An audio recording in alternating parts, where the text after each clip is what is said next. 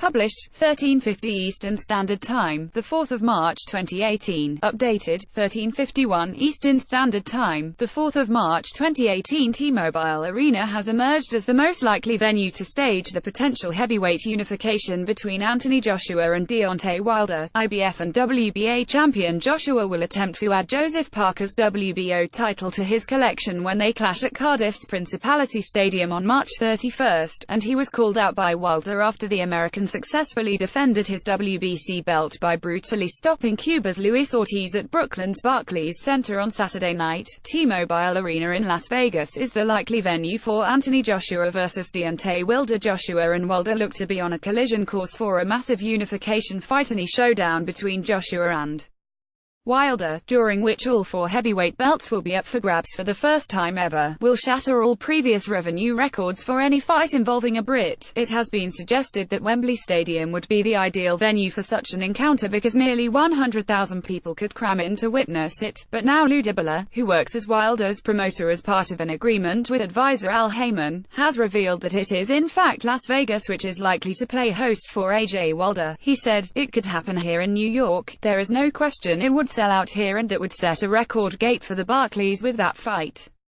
With that being said, it could also go to a soccer stadium in Great Britain, but they can't charge that much per ticket over there. Lou DiBella, Wilder's promoter, believes the venue in Sin City is most likely to play host, so the likelihood would be probably, from an economic standpoint, because there are no expenses because of the gambling, high rollers and the whole bit, that Vegas would be most likely. Also, Brits love to come to Vegas for a huge fight and make a holiday of it. I think economically, the most likely venue would still be Las Vegas. Wilder was willing to go to Russia to fight Alexander Povetkin, so if the money was crazy enough he'd go to Great Britain, but I believe the money will be best in Las Vegas. The 20,000 T-Mobile Arena, just off the famous Strip in Vegas, has become the premier boxing venue in the city since it was opened in 2016.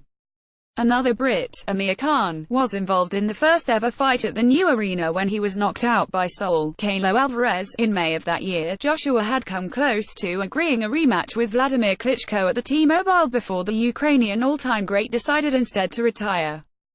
But now the Londoner could be handed his chance of a Las Vegas debut if he takes care of business against undefeated New Zealander Joseph Parker on Easter Saturday. Wilder doesn't mind where he fights Joshua, who would be making his Las Vegas debut. Wilder, however, insists he will have no problem crossing the Atlantic in order to face Joshua, despite a mixed response from fans when he was in attendance at Wembley when AJ memorably knocked Klitschko in April. Some greeted me well, but some were a asterisk, but I expect that, especially when you're under the influence of alcohol or drugs, said Wilder, who will be ringside in Cardiff later this month. Especially the drunk ones. They acted in a manner that they shouldn't, but this is boxing. I don't let that stuff bother me. If they want to act like fools, then let them. I'll defend my title anywhere in the world. I believe in giving people the chance to stay in their own home. I want to give people the opportunity to stay at home and not have to travel to see me. With that being said, I'm willing to fight wherever they want. I'm not worried about referees or judges.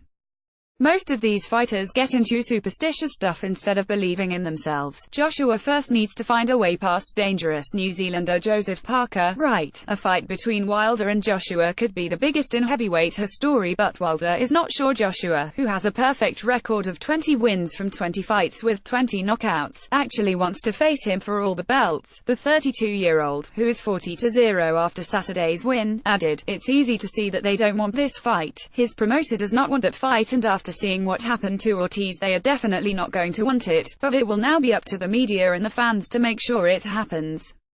I have spoken enough. I really don't want to talk about it anymore because I've said all I have to say. All I want to do is prove to the world that I am the best, that I am the baddest man on the planet. Whenever they are ready, we are ready. How many times do we have to call? All they have to do is pick up the phone. But they don't want the fight, man."